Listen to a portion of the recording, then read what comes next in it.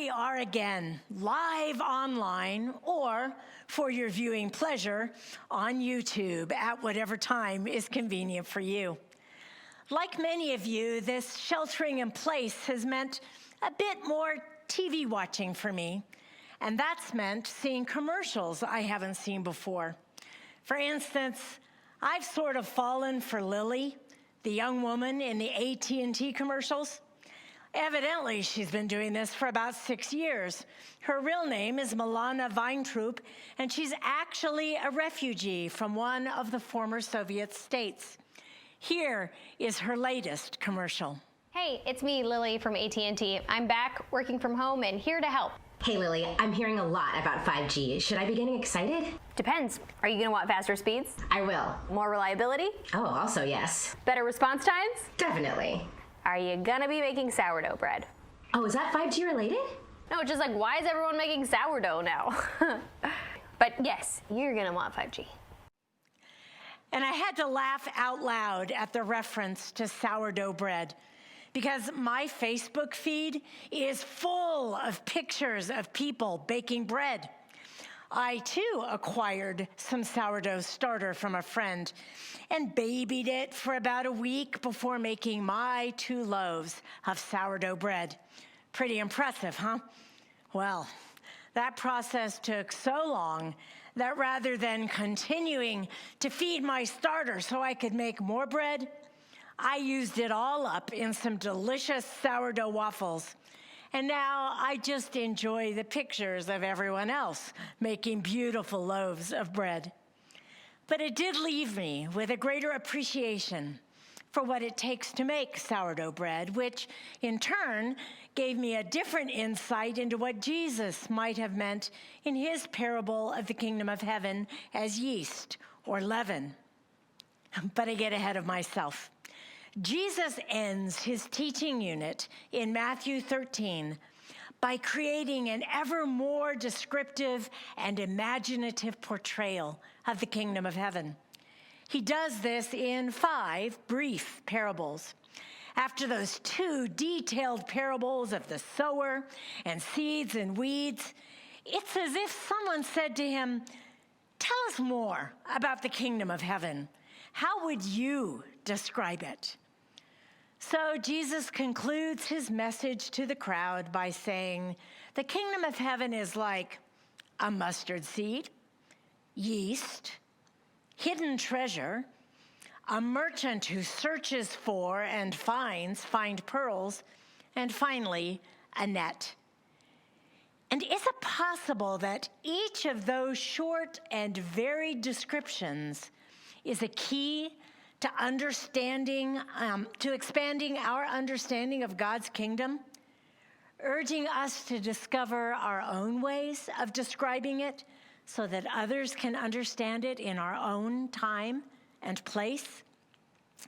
We are at a perfect time for a new metaphor for the kingdom of heaven, as the COVID-19 pandemic has shown us how something so small that it is invisible to the eye can grow rapidly and exponentially into a destructive force that consumes, it seems, all our attention and resources as individuals, communities, nations, and even the world. Today's passage offers a counter image to this destructive force. The parables describe how the kingdom of heaven emerges from something almost invisible to the eye and grows exponentially, offering us sustenance, a treasure worthy of all our attention and resources. And Jesus begins this time of kingdom imagining for us with the parable of the mustard seed. The smallest of all seeds, the mustard seed grows first into a vegetable shrub and then into a tree. And by emphasizing the size of the seed, which we now know truly isn't the smallest of all, but is small, Jesus may be referring to the modest beginning of the kingdom of heaven being realized on earth. Jesus marks the commencement of this era. he may be signifying to the crowd that from these very modest beginnings, great things will come. Next, Jesus compares the kingdom of heaven to yeast. When yeast is added to flour, it causes the flour to rise. Yeast is a key ingredient for making bread because without it, bread cannot be fluffy and light. Now, this isn't the yeast that comes to us in those little packets that we sprinkle into warm water and add a little sugar to make it grow. This is sourdough starter. It's smelly, messy, and substantial. And the woman we hear hides it in a bushel or 3 measures of flour. Now, friends, that is a lot of flour, 40 to 60 pounds of flour. And when the starter gets worked into the flour, you let it go for a while so that it can work its magic. You've got to leave it alone or it won't rise and bubble and ferment, which is what makes the bread so good. In other words, the kingdom of heaven is transformative and uplifting, and it takes time. Without God's reign, life would be flat and dull. It is the presence of God's kingdom that empowers God's people to rise above life's circumstances, to transform it into something delightful. But you have to let it ferment, let it rest and rise, and give it time. Jesus then moves from this growth and rising metaphor and describes the kingdom of heaven as being like a hidden treasure that has been found and recognized, especially because it brings joy. In the parable, Jesus speaks of a man who, in his joy, he goes and sells all that he has and buys the field. The man that Jesus describes is so filled with joy that in exchange for the possibility of finding more treasure, he sells it all. As such, then, the kingdom of heaven is a joy that is worth all that you have, a great mysterious exchange of many things for one core value. People who live joyfully often give up much in order to live more simply. There's room to allow for and to experience joy when there isn't a lot of other stuff to distract or burden us. That's why we go on vacation, when we do it well, to get away from our usual trappings, simplify, refresh, experience the joy of discovery in the midst of rest. Joy is a state of being that is beyond satisfaction. It's actually contagious. And so here again, we have the counterintuitive lesson that Jesus embodies. Less can so often be more when we focus on what is most valuable. The next parable teaches us about a merchant who is searching for a pearl. He is actively involved in the search, unlike the previous parable where the man just happens upon the treasure. And so Jesus states, on finding one pearl of great value, he went and sold all that he had and bought it. Makes me reflect on where pearls come from. Do they grow on trees? Can they be found by digging under the earth? No. Pearls come from a sea creature, the oyster, rare, gorgeous, round jewels that are found under the sea inside the oysters. And how is the pearl produced in the oyster?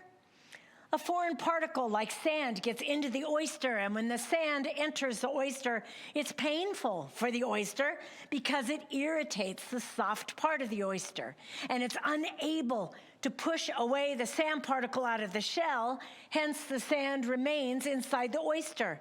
And then a biological process happens within the oyster, and eventually it becomes a pearl.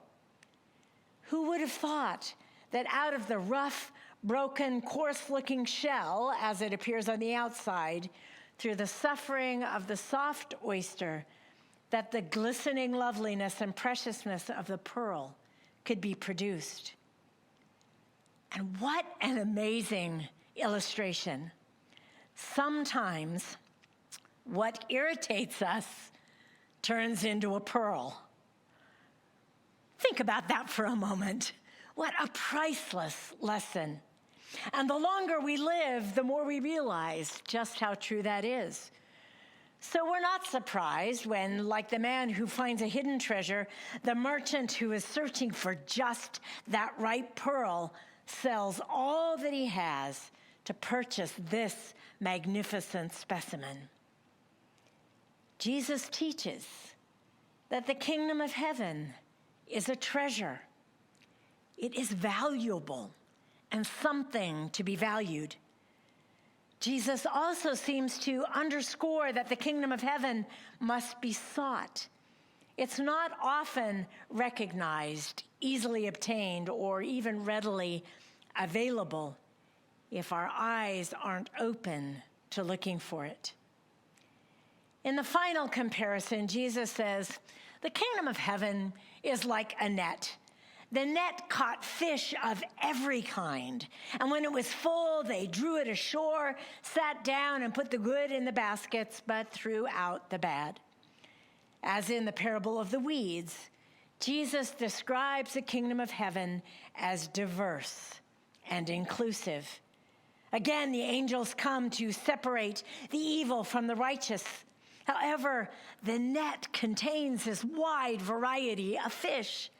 And just as the fish exist together in the sea, we also must live together, exist peacefully, and leave the judgment to God. Now, there is one additional aspect of the kingdom of heaven that Jesus highlights after those 5 parables, and that's the role of the scribe. He concludes, therefore, every scribe trained for the kingdom of heaven is like a master of a household who brings out of his treasure what is new and what is old. Now, scribes are often portrayed in a negative light in this gospel, alongside the Pharisees and the Sadducees. Yet, the role of the scribes was terribly important. They had authority over the law. They were trained, in this case, specifically for the kingdom of God. And these scribes are leaders who are responsible for mining the wisdom of the law, both the old and the new, and teaching it to the people. In a modern context, the scribes would be those who have been trained in the gospel, and those who are responsible for the law, who must make it relevant for God's people today.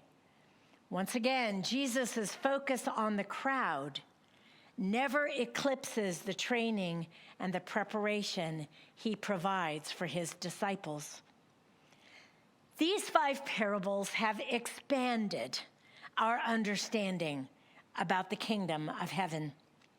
And while the parables of the sower and seeds and weeds may have appealed to the farmers in the crowd, these parables would have been meaningful to fishermen and bakers and merchants. Today, Jesus probably would have used a computer programmer, a geologist, or a teacher. That wide appeal would have helped the crowd to better understand the kingdom of heaven. So what then must you do as a disciple of Jesus to help share and grow the kingdom of heaven? First, I'd like to invite you to write your own parable of the kingdom of heaven. Just start with the words, "The kingdom of heaven is like," and have at it. Use your own experiences, and then, if you're willing, send it to me, and I will publish our own list of parables in the e-blast. You can put your name to it, or you can have it be anonymous. But let's put our creativity and imaginations to work. Because who knows? Perhaps our words and insights will spark curiosity in the minds and hearts of those who read our words. And second, we're starting to put together more Zoom gatherings for study. For as the parable points out, the more we are taught, the more we will grow, and our witness to the world will be stronger. Do you have a heart for social action? Join our Monday morning coffee chats. Are you a part of what we are planting and dreaming in the Vail community? Join us for those Sunday gatherings on Sunday mornings at 10 a.m. Are you more interested in what's going on in the world and how your faith speaks to current events? Tune in to the Wired Word every Wednesday at 5 p.m.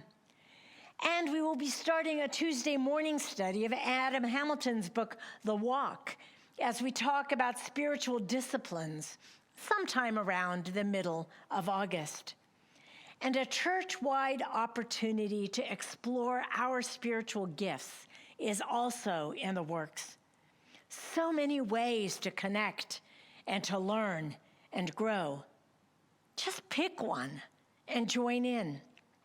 You will be so happy you did, for in your study, the kingdom of heaven will come to life in new ways for you and for those around you.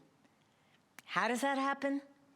In the words of Amy Jill Levine, a Jewish New Testament scholar, don't ask when the kingdom comes or where it is. The when is in its own good time, as long as it takes for seeds to sprout and dough to rise. The where is that it is already present in the world. The kingdom is present when humanity and nature work together, and we do what we were put here to do, to go out on a limb to provide for others and ourselves as well. And friends, that says it all. Amen.